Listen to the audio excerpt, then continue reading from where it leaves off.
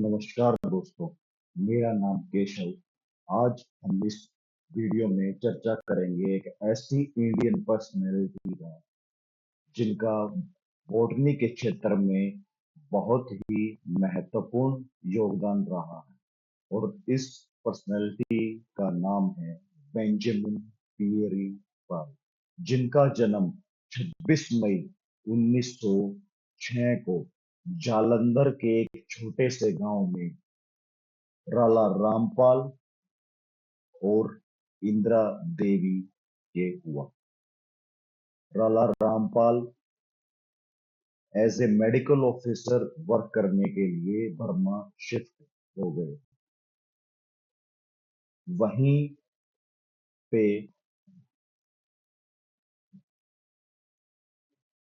पाल को Saint Michael school में admission करवा दिया गया और उसी स्कूल के एक रोज गार्डन ने इनको इंस्पायर किया कि ये एक प्लांट ब्रीडर एंड एग्रोनोमिस्ट बने।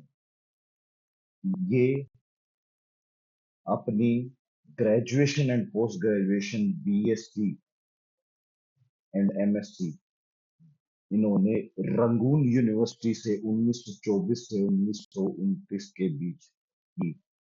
1929 में बर्मेज गवर्नमेंट के द्वारा स्कॉलरशिप दिए जाने के बाद इन्होंने अपनी post graduate doctoral studies Cambridge university से की। और वहीं से इनका interest agriculture and plant breeding में बनता चला गया। दिसंबर 1932 में ये वापस इंडिया आ गए। मार्च 1933 में इन्होंने as a rice research officer Burma में काम किया और उसके बाद ये पूसा बिहार में as a second economic botanist के रूप में कार्यरत रहे। 1937 में इंपीरियल इकोनॉमिक बॉटनिस्ट के पद पे इनको नियुक्त किया गया in the imperial agriculture research institute, जिसको कि बाद में इंडियन एग्रीकल्चर रिसर्च इंस्टीट्यूट के नाम से भी जाना गया। 1950 से 65 तक ये उसी इंस्टीट्यूट के डायरेक्टर नियुक्त किए गए और 1965 से 1972 तक इनको first director general of Indian council for agriculture research बनाया गया। जहां तक इनके योगदान का सवाल है, इनकी 18 साल की कड़ी मेहनत के बाद इन्होंने एक ऐसी व्हीट की वैरायटी को रिसर्च करके क्रिएट किया जिसका नाम NP809 था, मीन्स न्यू पूसा 809, जो कि रस्ट एक फंगल डिजीज को कॉम्बैट करने में सक्षम थी। तीनों तरह की रस्ट डिजीज, स्टम्प, लीव और स्ट्रीक को, ये तीनों तरह की डिजीज को कॉम्बैट कर सकती थी। उसके अलावा कई ऐसी वेराइटीज वीट की उन्होंने डेवलप की जिसके कारण फर्टिलिटी, यील्ड गेहूं की बढ़ गई। यही नहीं, इसके अतिरिक्त एज ए चीफ आर्किटेक्ट इन्होंने काम किया for the coordinated heat rust control scheme.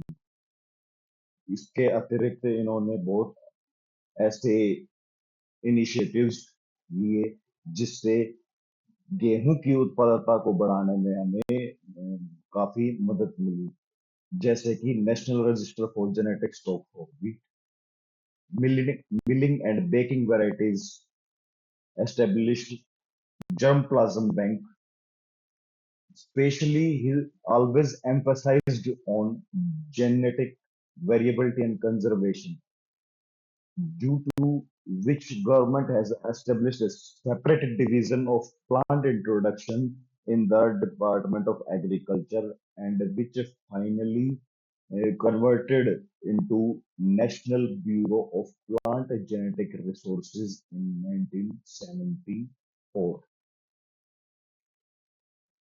इनके इन सभी योगदानों के कारण इनको बहुत सारे अवार्ड्स दिए गए, जैसे 1959 में पद्मश्री, 1968 में पद्म भूषण, 1972 में इन्हें रॉयल सोसाइटी ऑफ लंदन का फेलो चुना गया। ये जिंदगी भर बैचलर रहे और अपने मृत्यु उपरांत इन्होंने अपनी सारी property Indian council of agriculture research को डोनेट कर दी।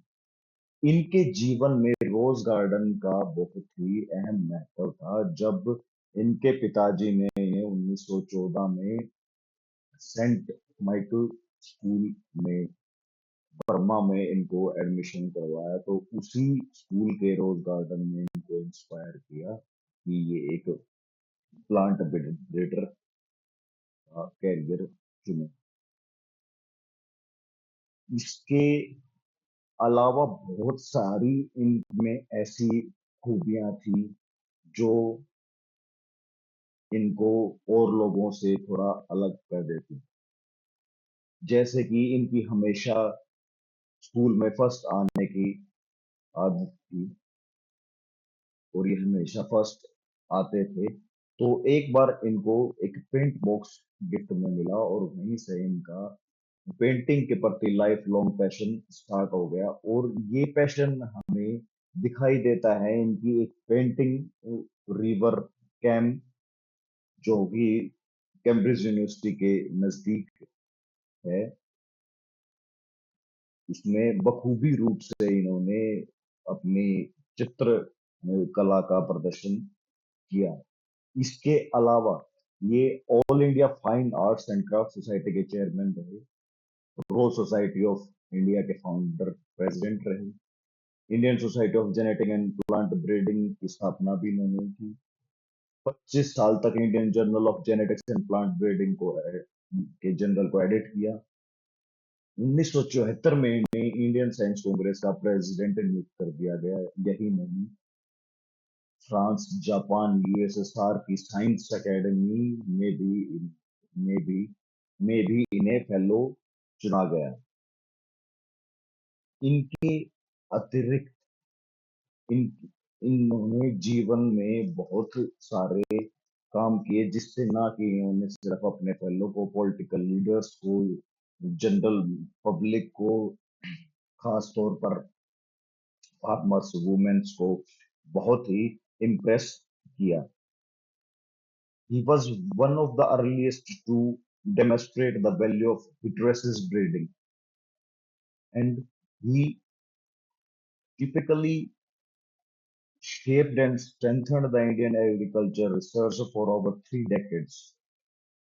And his role was more important in strengthening the infrastructure and program at the postgraduate levels. From all these, we can say that he was one of the most eminent biological scientists India has produced. मैंने इस video में आपको Benjamin पियर पाल के बारे में बताया। अगर आपको वीडियो पसंद आया हो तो प्लीज सब्सक्राइब, शेयर।